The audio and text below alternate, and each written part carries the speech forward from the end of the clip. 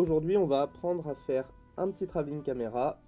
Pour ça, on va se servir d'une courbe comme rail et on va faire suivre un objet et une caméra sur ce rail. Pour commencer, on va paramétrer la caméra. Donc, je vais prendre ma caméra, j'ai mon petit décor, j'ai un objet Grease Pencil ici en bas qui va être un petit personnage qui court et à qui je vais faire traverser le canyon. Alors, on va paramétrer la caméra. Je vais commencer par créer un nouvel empty dans ma scène. Shift A pour ouvrir le menu de Add. Je vais aller chercher un empty, Plane Axe, et je vais l'agrandir un peu. Je vais le remonter. Ça va être la cible de ma caméra.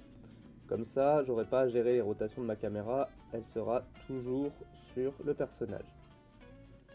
Je sélectionne donc ma caméra, je vais lui ajouter ici dans le menu des contraintes une nouvelle contrainte de type Track To. Et dans ce Track To, je vais prendre la petite pipette de la target et je vais aller sélectionner mon empty que je vais renommer cible cam.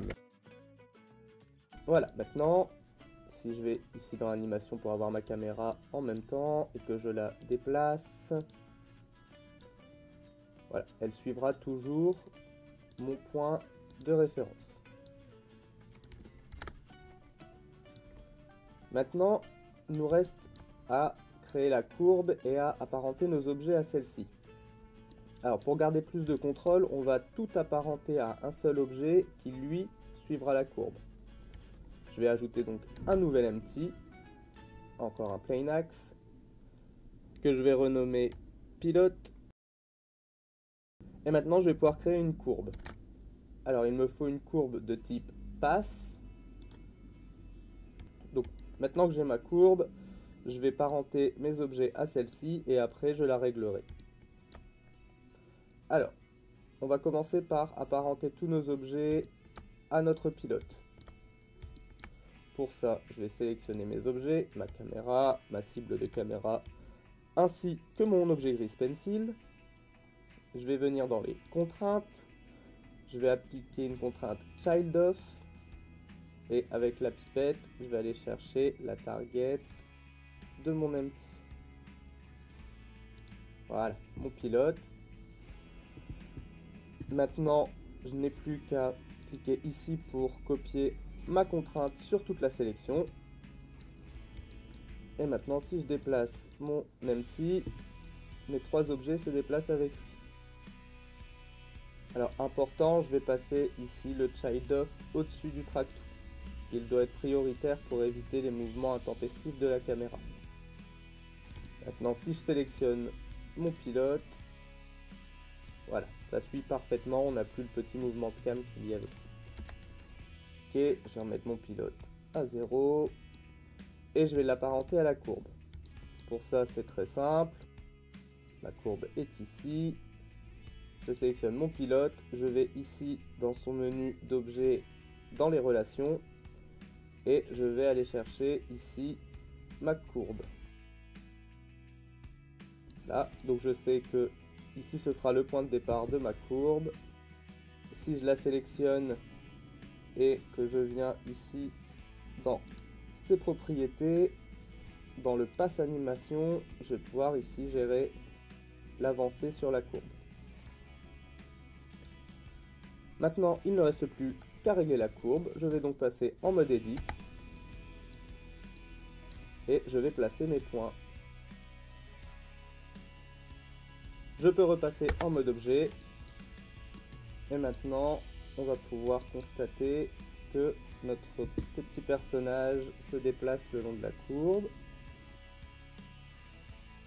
Il ne nous reste plus qu'à préparer la petite animation. Imaginons que je veuille que ça fasse à peu près 10 secondes, donc on est sur 250 frames. Ici, je vais venir bloquer mon evaluation time. Donc je fais juste un I dessus, ce qui me crée une clé sur ma timeline. Et maintenant, je vais aller au bout. Et je vais simplement ici mettre 100. Et de nouveau le bloquer avec I. Non. On a bien notre petit personnage qui court. sur le temps de l'animation. Dernier petit réglage, placement de la caméra, je la sélectionne, je viens la placer. Je remets un petit décor à l'arrière-plan. Hop. Et je vais pouvoir rapprocher un peu ma lumière. Ici.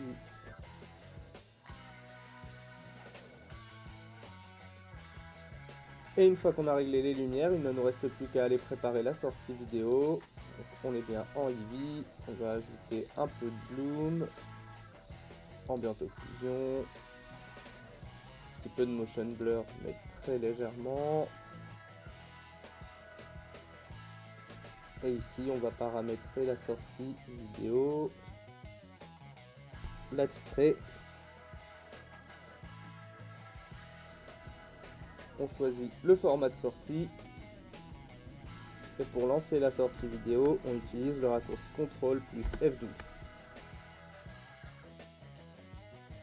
Et voilà, c'était un tutoriel pour voir comment faire facilement un travelling caméra avec Blender, mais vous pouvez évidemment vous en servir pour tout un tas d'autres choses. À vous de détourner l'élément. On se revoit une prochaine fois pour un nouveau tuto.